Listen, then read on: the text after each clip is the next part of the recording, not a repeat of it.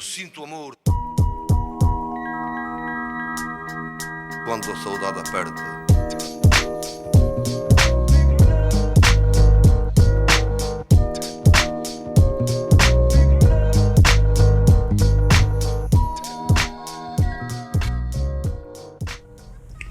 Hello, welcome to another segment of Classic Ball Python Morphs. Today I have here a spiderweb royal python. This morph was first proven genetic by Mr. Kevin McCurley from Nerd in 1999. Although it was Lyndon Johnson, the founder of Freedom Breeder, that first procured the spiderweb for Kevin McCurley. It was actually Jeff Johnson, Lyndon's son, that named it the spider web. Due to the irregularities on this pattern, for some reason, it reminded him of a spider web. For the story of this beautiful morph, you can listen to the Bullshit podcast, where Sean Bradley interviews Lyndon Johnson. This is a dominant morph. It is believed that it is dominant. If you breed spider to spider, there are stories that a white baby that doesn't survive can be in the egg, but that's a story for another time. I'm just interested in analyzing the phenotype of this beautiful baby that I hatched months or so ago.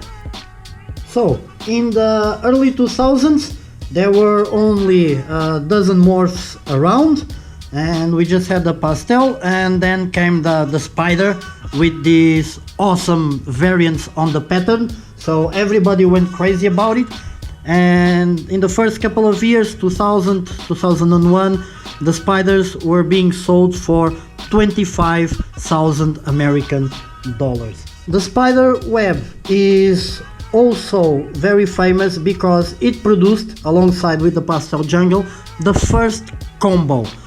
Kevin McCurley, once again. The spiderweb morph is a very powerful morph, and it can be bred and stacked together with other morphs and make phenomenal exemplars.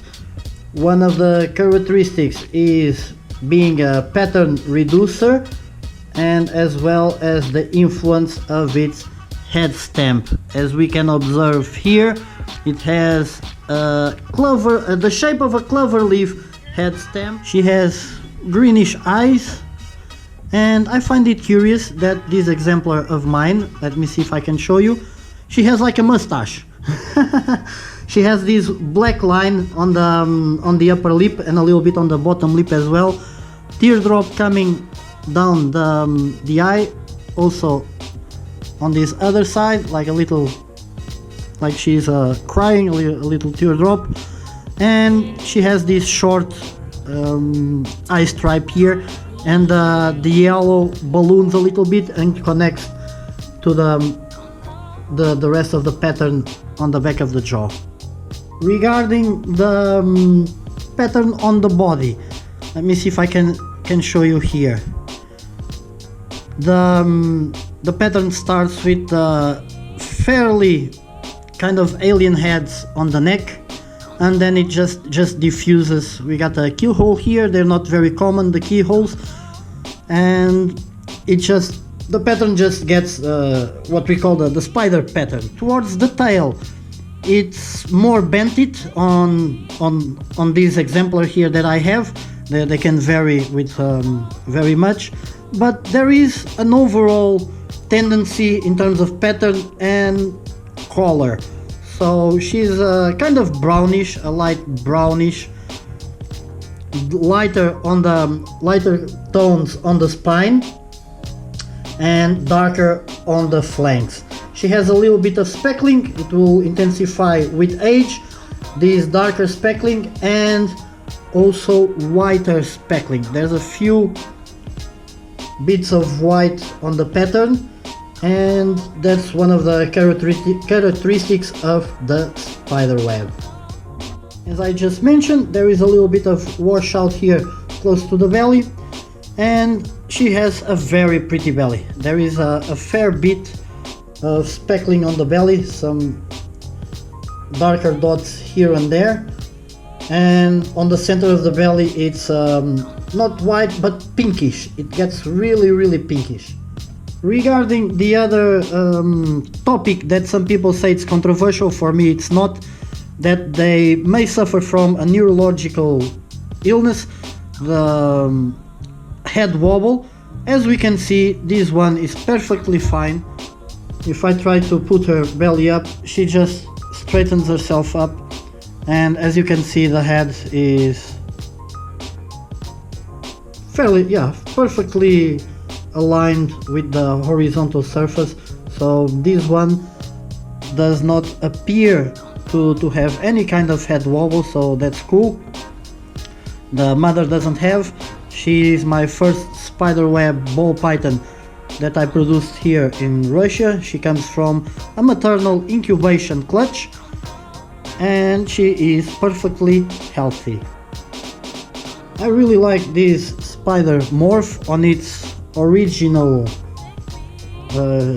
shape, as if we can say it, as a single morph. 2 decades ago I would be holding a $25,000 snake.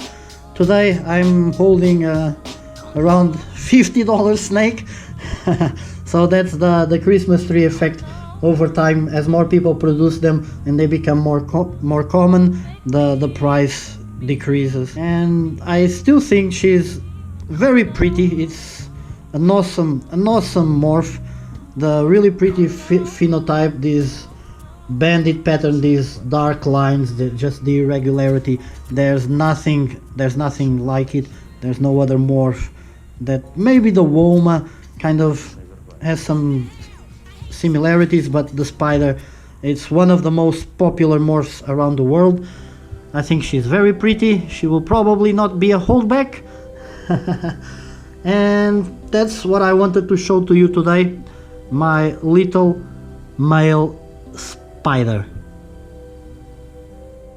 O pior cenário possível. Tens de escolher entre mim e ela.